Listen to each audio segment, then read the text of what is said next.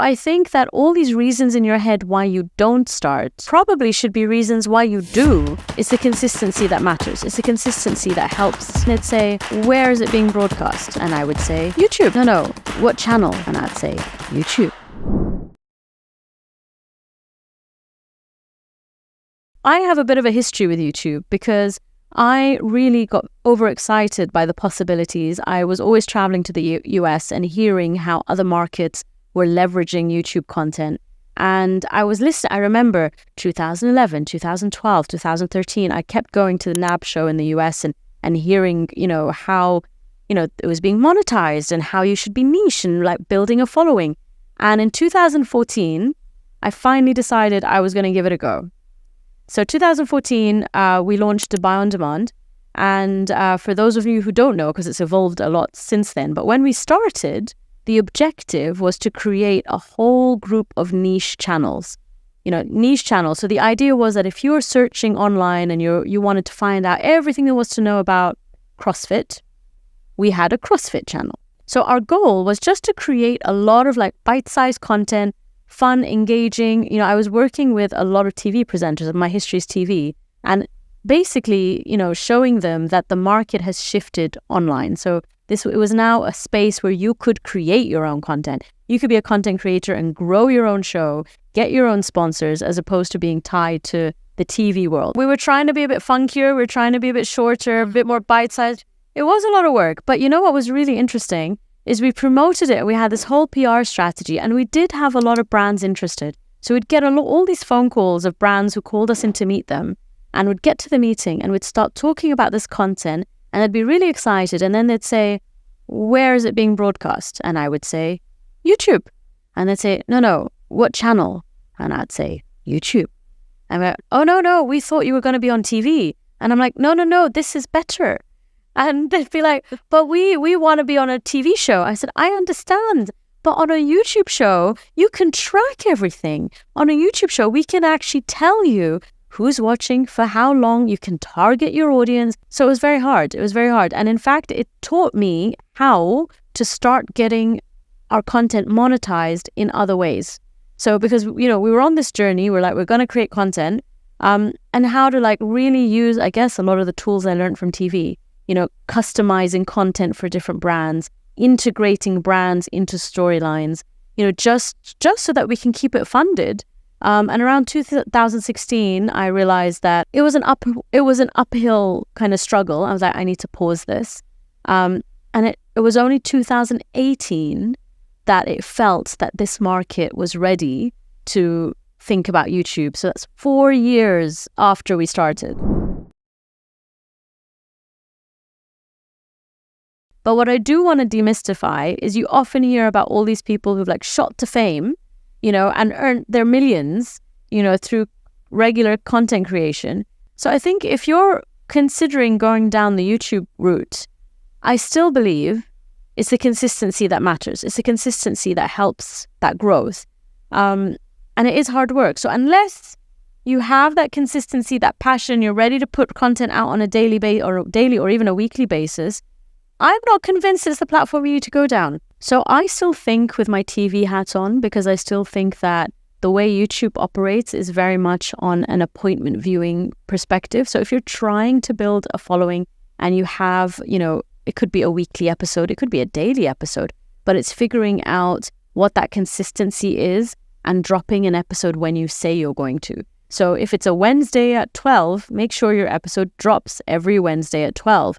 And that way you're actually building a routine for your viewers. They know that they can expect something new from you on that day. But I also think it's about all the content you do around that to ensure that people stay viewing it. So it could be anything from, if we take a typical week, and we obviously are doing this ourselves, but on a Monday, you start teasing that content. On a Wednesday, you drop the content. On a Friday, maybe you're doing a bit of a recap about that content. And you just keep promoting it, so you create this kind of circular system with your viewers. And I think also since the introduction of shorts, shorts, very short 60-second clips that can enable you to take different segments of those videos and just really actively promote them to help grow that reach and grow that viewership. So I definitely think in terms of a strategy, you need to start thinking about your schedule. You need to start thinking about how to create smaller, content from that big piece, and how to actively promote both on YouTube and outside YouTube and drive traffic to that content. But I do believe that you do need to put in a bit of an ad spend to get that visibility. So I know even if it's a tiny amount, that when we started to buy on demand, I really wanted to make sure that we got the visibility and that traction, and I could see the difference, and I say that obviously there's going to be a difference when you put money behind, but it was a significant difference, between the ones that we had and we hadn't, disproportionately so, which goes to show it's how you build that original traction, that initial traction in the first 24 hours. And then hopefully that content starts to build a life of its own. But it makes a really big difference especially if you want to monetize or build an audience. I worked on a YouTube fashion series a couple of years ago. And that I found really interesting because it was high production value, but they did have a good budget on the digital side. And I think a lot of brands out there, that's really all they're looking at. They're trying to see your subscribers. They want to see the views on that particular video. Not many of them even ask about the watch time. It's just looking at those key metrics, and then they're ready to have a conversation about, brand partnerships. And I feel that may be an easier route to monetization than, just having that regular, consistent flow. It can take some time. So believe it or not, people are more likely to click on a video if it has your face on it, right? So, and I know so many people who shy away from putting their face on a thumbnail. And I'm like, well, there are people who just aren't going to click now. So it's worth it just for that, the clickability. It's choosing the right titles. I recently came across some AI tools that allow you to search, and actually find what are people searching for on YouTube right now, and generate a whole list of possible titles, that use those search results. So, you also want to tap into a trend. You want to make sure that whatever content you're putting out there is as relevant as possible, is as timely as possible, so that when people are searching, you pop up. So you want people to go to the key moments in that discussion, especially if it's a longer video. So having timestamps make a difference. Having chapters makes a significant difference. I would say even consider languages. If you're only creating content in English, there's a whole market out there that doesn't know anything about you. So why not explore other language versions, or at least translation or subtitle or anything of that sort?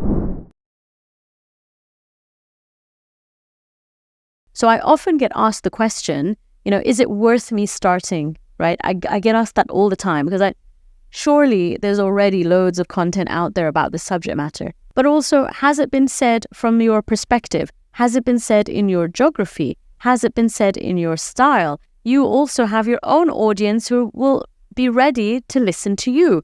So I think that all these reasons in your head why you don't start, probably should be reasons why you do, because you should. Because, even with this project now, loads of podcasts out there. Loads of people talking about business and marketing. But you know what? They're not doing it from the UAE the way we are with our audience, with our set of experience. So you will always bring something new to the conversation.